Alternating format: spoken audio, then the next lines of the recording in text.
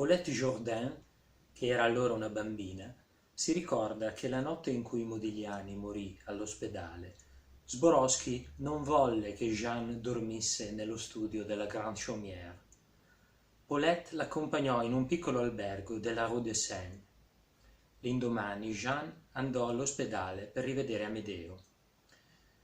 Il padre, silenzioso e ostile, eppure profondamente fedele, l'accompagnò. Rimase sulla soglia, raccontano il dottor Barrieux e André Delay, mentre Jeanne si avvicinava al cadavere.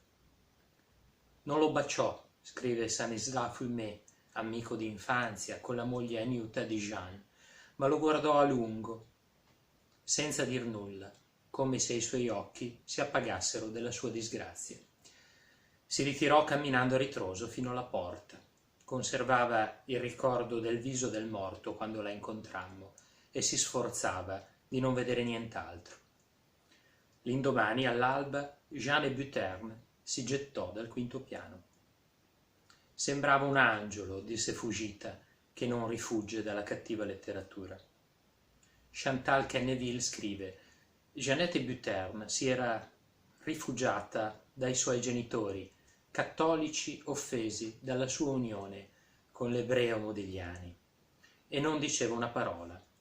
Erano trascorsi 2 o 3 giorni quando domandai ad André Delay: e Jeannette?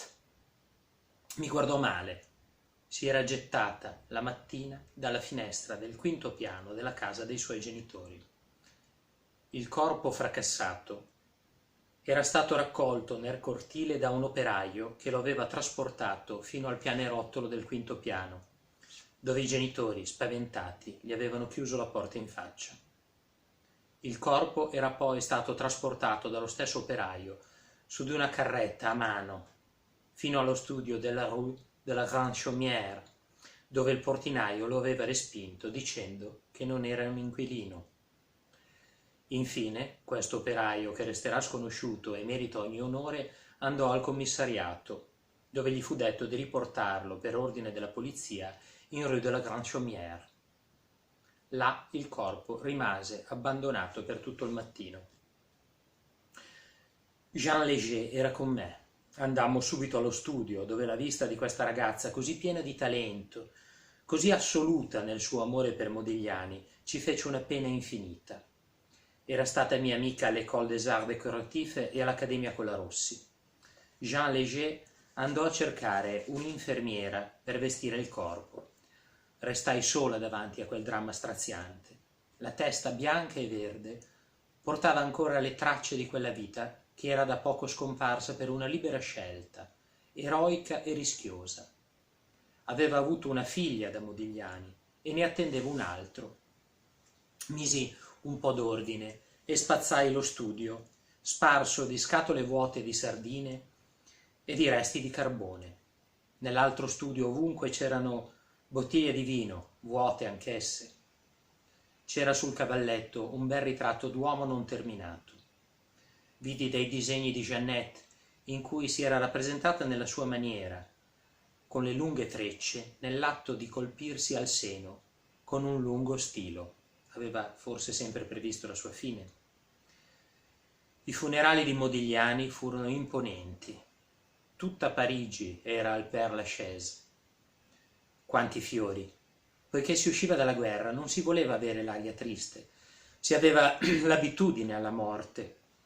Modigliani era un altro eroe che si era perduto per lasciarci della bellezza.